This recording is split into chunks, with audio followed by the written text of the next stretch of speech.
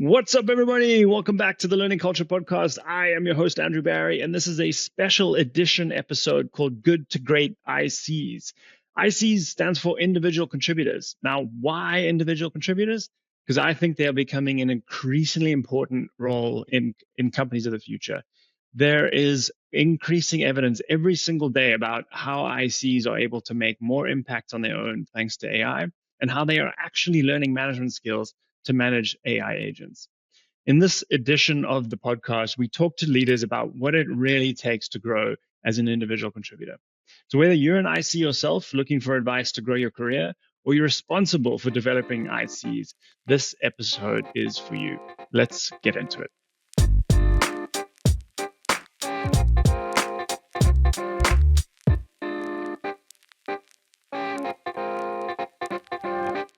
Okay, so Megan, what is one aha moment from your days as an IC, and that could be now in this current role, it could be previously, that completely changed how you show up at work? hmm About 6 years ago, I had an opportunity to present at our sales kickoff.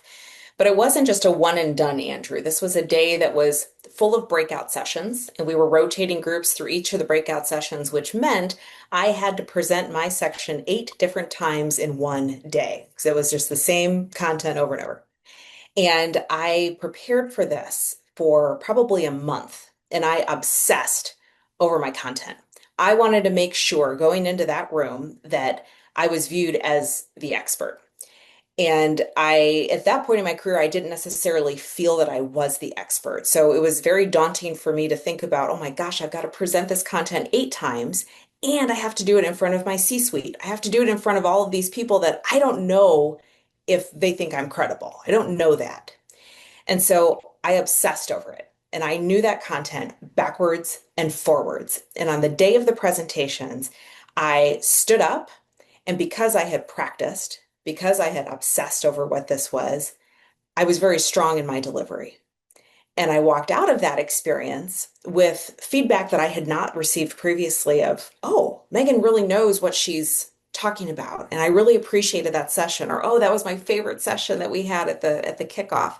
So my aha moment for that, Andrew, was the separation is in the preparation. Because I had dug really deeply and truly understood what I was delivering. The content, by the way, was about storytelling and sales. So there was a lot to cover, and we did a lot of exercises, and quite frankly, it was really fun.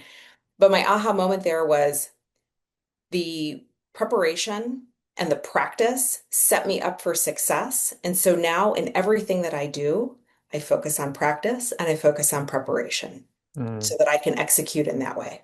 But as an yeah, IC, I needed that hands-on experience to really get that moment.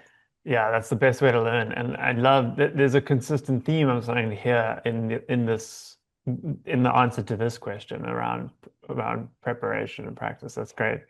Mhm. Okay, so now if you go back to a younger Megan, right? Maybe it's 6 years ago, maybe it's earlier than that.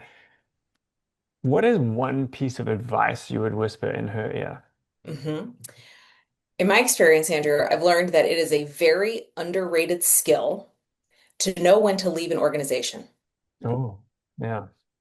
Because I think, especially as ICs, sometimes we may not have the depth of experience, depth of knowledge to know when it's time to go. And when you are in an organization where maybe you think there's a trajectory if you're looking to go into leadership or you're looking to explore another career path, there are organizations that support that, no doubt about it. But if I could go back and tell myself one thing, it would be to expand my horizons a bit more widely in my networking, in building those relationships. At the time that I was in IC, to know more what's out there, to expand my horizons even further. Because it's so Mm. easy to stay where we are, and there's nothing wrong with that either. My goodness, if you're comfortable where you are, fine.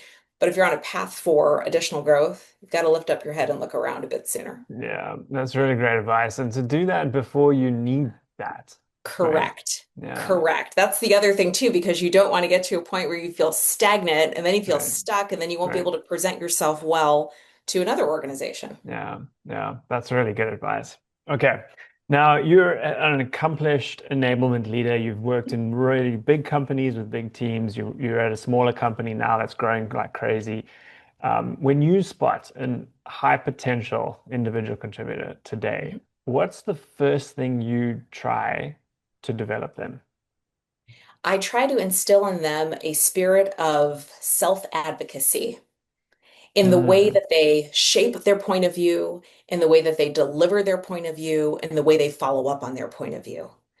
As an individual contributor, I think sometimes some people might lack the confidence to stand up and say, here's what I believe, here's why I believe it, here's what the data is showing me, here's what I'm going to do about it.